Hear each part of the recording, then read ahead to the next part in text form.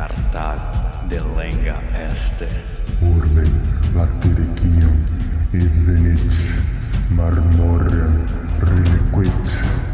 Vini, vili, vec. Fabrum esse suae cenque fortunae. Cetere, cenceo, Cartagine, F. delendem.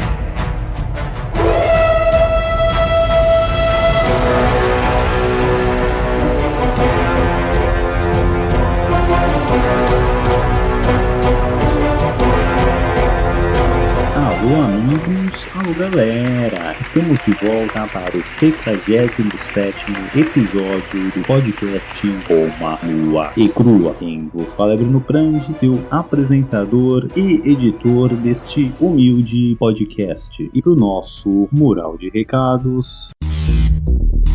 Mural de recados, Roma Nua e Crua.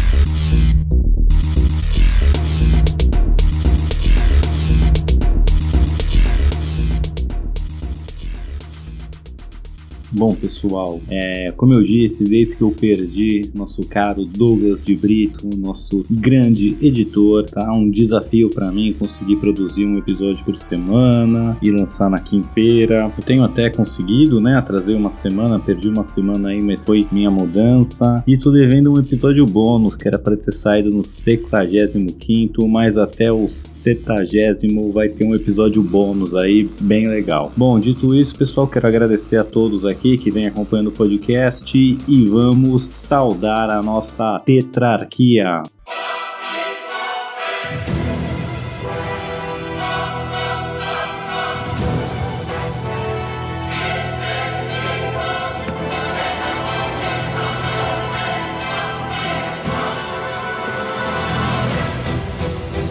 Imperator Maximus Nicolas Prandi, nossos Césares Lucas Prandi e César Casolari, e nosso primeiro senador Danilo de Oliveira. Muito bem, vamos recapitular. No episódio passado vimos a treta, continuamos a treta com os belgas, vimos que a maioria das tribos se rende a Júlio César sem ter que lutar, né? Até porque JC já conseguiu repelir as tribos todas unidas, agora marchando uma contra uma, a maioria se entrega, os Nérvios e seus vizinhos resolvem continuar a guerra, armam uma armadilha e quase pegam os romanos de calça curta. Não fosse o expertise dos soldados de César, né? Seu grau de, como já eram veteranos, já sabiam o que fazer, seus oficiais que estavam ali, o próprio Júlio César correndo de um lado para o outro, organizando as linhas de batalha, e um pouquinho de sorte não teria dado bom para os romanos, mas eles conseguem vencer esses belgas aí, os Nérvios e seus aliados. E também vimos que os Aduáticos também iam se juntar a essa coalizão, mas chegam tarde demais para a treta, vão continuar a guerra, mas voltam para o seu território e se põem na sua cidade mais fortificada. Mamma mia! È Bruno! No podcast Roma Nua e Crua. Muito bem, começando hoje aqui, a gente vai continuar essa guerra aqui contra os belgas, né? Acabar com essa pacificação, como chama o Júlio César, e vamos debater um pouco mais sobre a política de Roma, o que estava pegando lá. Vai ser bem por cima, que assim que a gente acabar a guerra na Gália, eu vou fazer um apanhado dizendo tudo que rolou em Roma, mas hoje a gente vai também entender um pouco mais do que estava rolando ali enquanto o Júlio César tá na Gália, beleza? Dando sequência na história, os Aduáticos, então, não chegaram a tempo dessa batalha que ocorreu na semana passada. Como eu disse, eles vão reunir todas as suas forças, vão para sua principal cidade ali, para sua capital, para sua cidade mais bem defendida, e resolvem esperar o JC lá. Eles acham que atrás do muro tá suave. Essa cidade ela era rodeada de penhascos, né? Só tinha uma faixa de terra, assim, uma estrada que levava a ela, um funil pequeno ali, cerca de de 50 a 70 metros tinha de caminho que você podia chegar ali na cidade. O resto era tudo penhasco e na cidade ainda tem um poço antes de chegar, um muro duplo muito alto. Então realmente uma cidade super fortificada e super difícil de impregnar, de tomar. Bom, mas Júlio César ainda não sabe disso, ele vai seguindo os audáticos a toda velocidade até chegar nessa cidade fortificada e começar a avaliar o que ele pode fazer. Bom, tomar de assalto assim sem se preparar seria impossível, então ele vai montar acampamento ali alguns quilômetros para então começar a produzir e construir seus equipamentos de cerco. Como eu já disse no episódio passado mesmo, os gauleses, os belgas, os germanos, eles tinham baixíssima tecnologia de cerco. Basicamente eles eram, só faziam batalha campal, mal conheciam os equipamentos de cerco greco-romano. Então a princípio, o César vai ali, monta acampamento a alguns quilômetros de distância e da cidade os aduáticos conseguem ver os romanos trabalhando, montando máquinas, estranhas para eles. Eles vão até tentar atrapalhar essa construção, essa montagem dos equipamentos, toda hora indo tentar atacar lá, criar umas escaramuças, atacar de cavalaria, é só atrapalhar ali, mas os romanos conseguem se defender e continuam a montar os seus equipamentos. Os belgas ficam ali sem entender direito o que os romanos estão fazendo, o que são aquelas engenhocas, e aí eles resolvem partir então pra zoeira. Xerife, é um brincalhão. Isso é um fanfarrão. Já que não deu pra parar essas construções, eles ficam do alto dos muros, tirando sarro do tamanho dos romanos, do que eles estão fazendo, o que eles estão brincando de Lego e etc. E eles veem os romanos montarem uma torre gigantesca e eles nem entendem pra que aquilo. Que otário, estão construindo uma baita torre ali que não vai servir pra nada. Os romanos eram muito menores em estatura, em porte físico que os gauleses ali, que os belgas, e eles ficam lá tirando sarro. Tipo, e aí? Cara, seu trouxa, quer brincar de Lego? Vai construir um bagulho desse tamanho? O que é? Pra compensar o pauzinho de vocês? O JC faz questão de ressaltar isso no seu livro, que os belgas tiram sarro do porte físico, do tamanho dos romanos. A diversão tá rolando solto. Os audáticos tirando onda, a China tá abalando. Parece que é bem pra eles, até essa torre, os equipamentos de cerco, as catapultas, os marteletes, os niveladores começarem a se dirigir em direção à cidade. Eles então ficam em choque, porque eles acharam que os romanos estavam montando alguma construção permanente ali, não um equipamento de cerco, que essa torre de 20, 30 metros aí ia chegar na cidade. Quando eles veem os equipamentos se dirigindo ao muro, eles perdem a vontade de lutar, mandam uma comitiva lá, emissários, falar com os romanos, pedir a paz para Júlio César. Eles lançam, Cara, isso aí não é de Deus, essas geringonça louca que vocês trazem aí, nem sabia que isso dava pra andar. A gente tá de boa, vocês já bateram nossos vizinhos todos, então quer saber? Vamos pedir a paz, não coloca essas coisas pra funcionar aqui na nossa cidade não, vamos ficar de boa, vamos ser amiguinhos, fazer as fases. O JC magnânimo que era, ele vai aceitar. Tudo bem, vocês desafiaram a gente, mas estão pedindo pinico antes de eu começar a treta, então vou ser gente fina com vocês. Mas eu quero que vocês me entreguem todas as suas armas. E fiquem tranquilos que nós, os romanos, vamos garantir a proteção de vocês vão virar clientes romanos e eu vou avisar a vizinhança aí pra ninguém mexer com vocês. Essa comitiva então volta pra cidade, põe os termos na mesa, ali o pessoal aceita, e aí de cima dos seus muros começam a lançar suas armas, espada, escudo, machado, lança, etc. E é tanta arma que vai encher o fosso e fazer uma pilha da altura do muro ali de armas que os audáticos... Errou feio, errou rude. Aduáticos, seu idiota.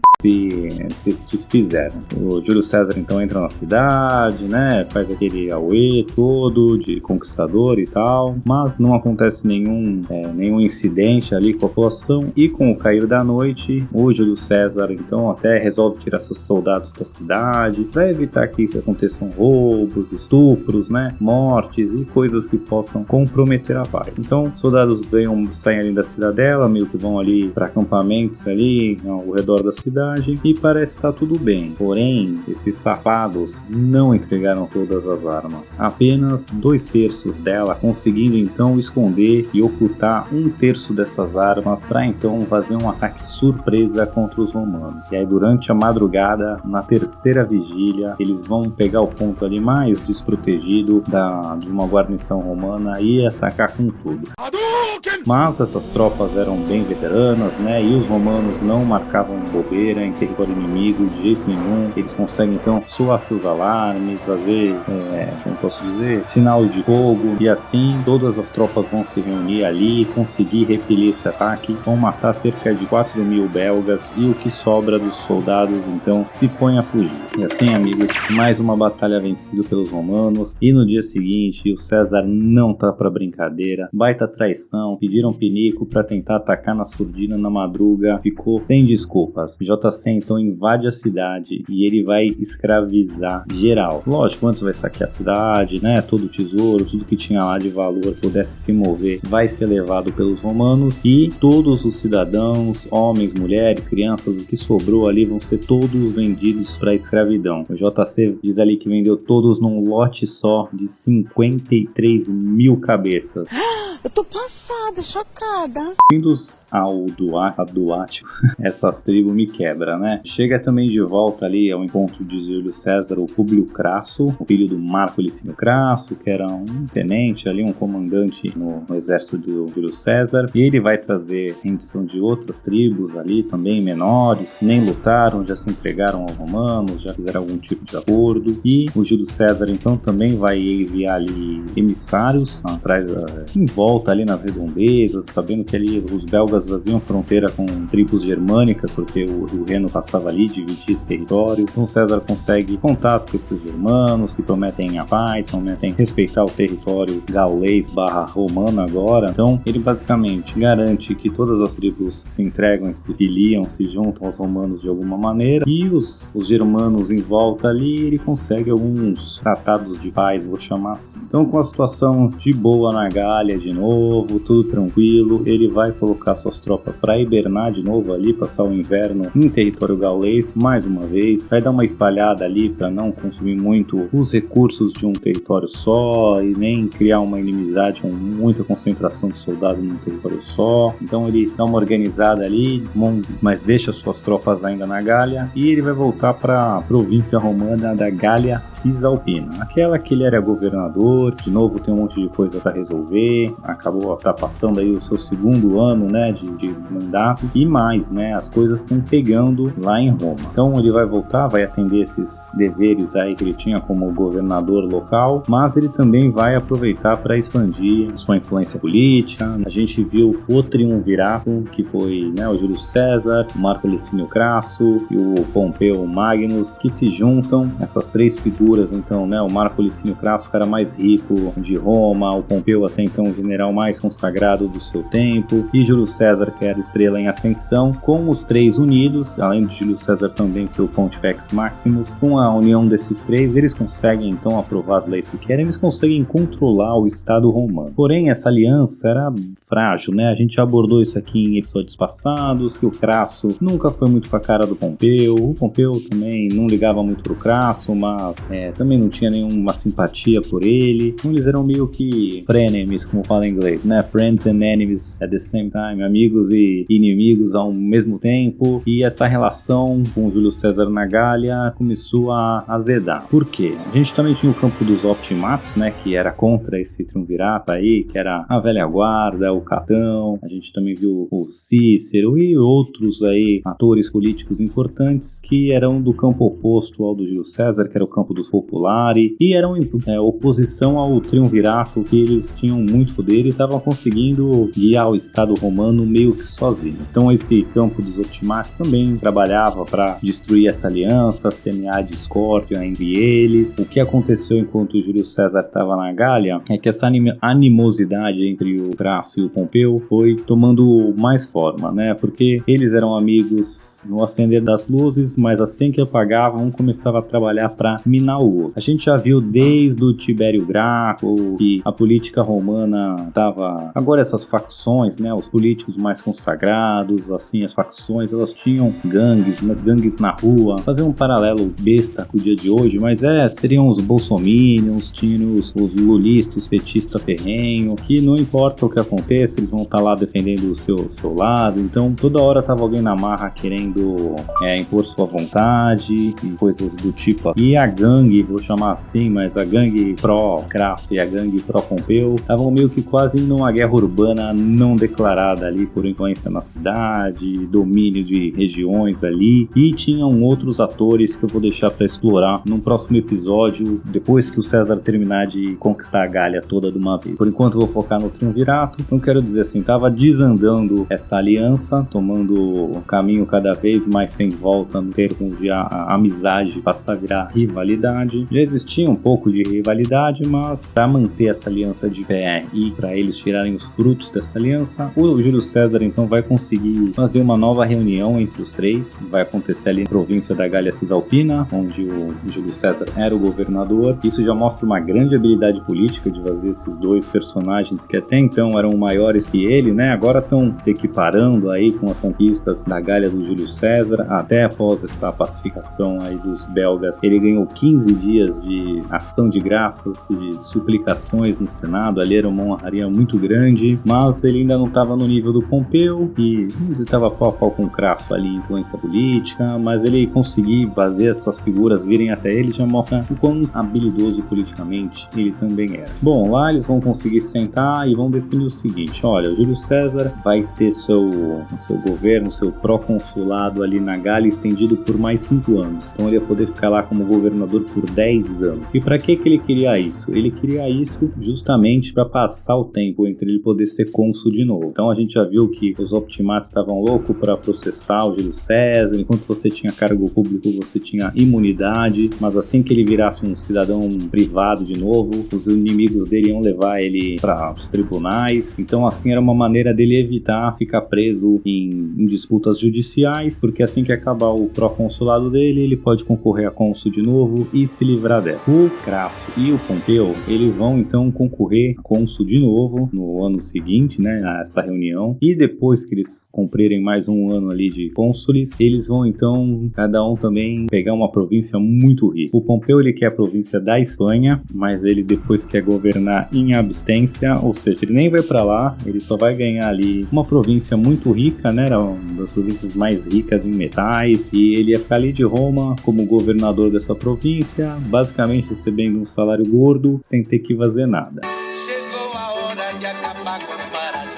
Ele já era, como posso dizer, o mais aclamado dos três ali, o que conquistou o Império Seleucida, o Reino de Pontos, expandiu ali, dobrou o tamanho do tesouro romano, dobrou o que Roma recebia de impostos com as suas campanhas. Então ele já era o que tinha mais conquistas assim. Ele queria mesmo curtir a esposa, que era filha do Júlio César, e não se preocupar muito com glória. O Júlio César queria continuar esse processo aí de anexação da Gália, né? Ele chama de pacificação, chama de outros nomes bonitos, mas que ele queria era anexar realmente a Gália, fazer o nome dele, e ele já fez muito desse serviço, queria continuar e consolidar enquanto estivesse ali. E o Crasso, ele então vai, né, depois que servir de cônsul, ele vai assumir o governo da província da Síria. A província da Síria foi o que os romanos incorporaram ali do Império Seleucida, virou a província da Síria, né, por último, com o Pompeu. Ele já tinha tomado um pedaços antes, não vamos voltar lá atrás, tem lá quando os romanos se metem com a Grécia lá, tem bastante episódio para trás abordando isso. Mas então,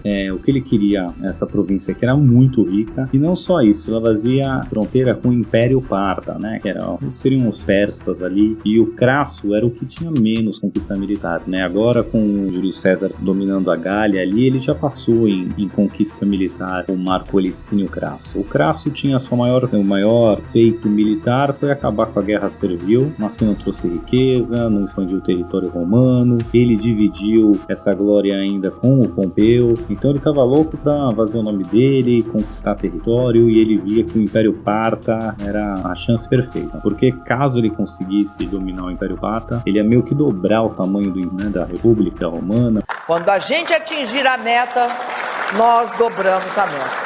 Ia ser assim, inacreditável. Ia colocar o Pompeu no bolso, ia colocar o César no bolso, e ele mal podia esperar por essa oportunidade. Então, Triunvirato reunido, vão então fazer esses acordos aí por baixo dos panos, para realmente dividir a República Romana entre os três, basicamente, mas também vale ressaltar que vai ser a última vez que o Triunvirato vai conseguir efetivamente trabalhar junto. Daqui para frente é ladeira abaixo, mas não vou me apressar, vamos abordando isso conforme os eventos forem acontecendo. Bom, resolvido aí a questão com o Triunvirato, renovado seu mandato por mais 5 anos, só tinham passado 2, né? Ele agora ganhou mais 5 aí. O JC achou que tava tudo bem, vira o ano, e como eu disse, ele deixou suas tropas ali na Gália, ele espalhou elas pela Gália para não consumir muitos recursos de um lugar só. Ele mandou um dos seus lugares tenentes, né? O Galba, ali perto da região dos Alpes, porque ele queria controlar melhor aquela ligação entre os Alpes, a Gália Transalpina e o território espanhol, que seria a Espanha. Então, para consolidar ali, deixar aquela região mais amiga dos romanos, mais fraterna, ele manda o Galba ali acampar, conseguir ali fazer pactos e acordos com as tribos locais. Então ele chega lá, consegue dominar alguns fortes dos que resistem, tomar alguns castelos, algumas fortificações, e se estabelece ali perto desse território que seria dos aquitanos. São várias tribos aí, não vou tentar nem falar os nomes, porque não é muito relevante agora e são muito difíceis.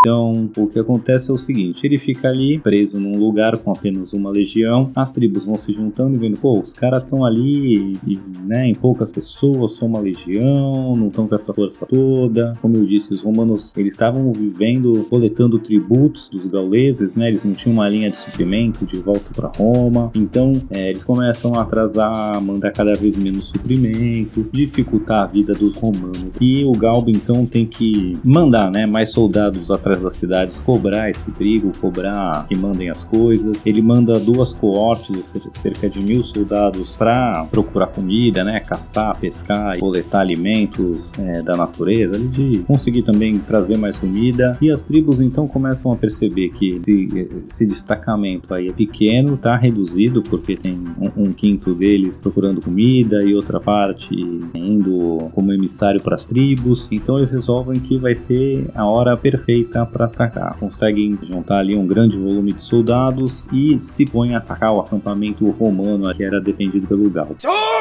A situação era trágica, porque apesar dos romanos estarem defendidos, ter todo o expertise de dentro de um forte conseguir repelir ataque, eles estavam em muito menos número do que os gauleses, e a batalha vai durando 6 horas e vai acabando as lanças, as flechas, vai acabando o equipamento bélico romano e os ataques continuam sem parar. Então o Galba ali se reúne alguns dos seus centuriões e começam a planejar o que eles vão poder fazer, e decide-se então que eles vão ter que partir pro ataque, que se eles ficarem ali esperando, uma hora os caras vão, né, vai acabar o equipamento, vão vencer pelo número, pelo cansaço, eles têm que tomar alguma atitude drástica para conseguir se livrar daquela situação. Então os romanos resolvem fazer um ataque coordenado, sair pelos seus portões todos ao mesmo tempo, partir pro ataque, pegar os gauleses meio de surpresa. Então eles se reúnem, passam um tempo só se defendendo, se preparando, juntando forças, e aí quando chega um momento exato, saem todos ao mesmo tempo, vão para cima dos gauleses com tudo, que não entendem o que está acontecendo, assim, se é uma artimanha, então são pegos desprevenidos. O que os romanos fazem é basicamente matar um monte, abrir um caminho ali para correr, criar uma confusão e aproveitar essa confusão para fugir. Então eles conseguem ali fazer um contra-ataque, abandonar seu forte e cavar ali um buraco no meio das defesas dos gauleses e voltam para um território menos hostil e se reagrupam.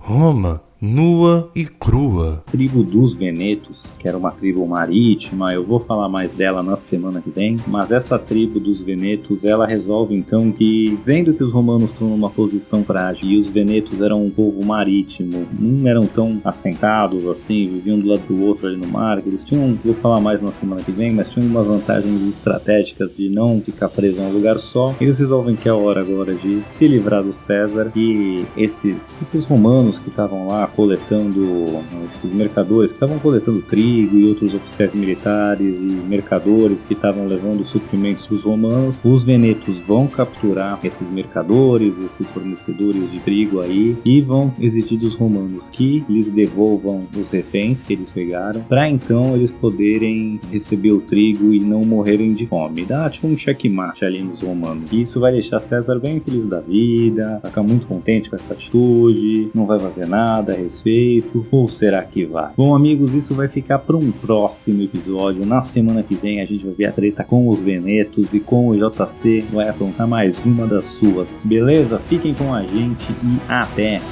Alô amigos, alô galera, só lembrando que ainda tá muito fácil de participar do nosso seleto grupo de apoiadores carinhosamente apelidados de Tetrarquia.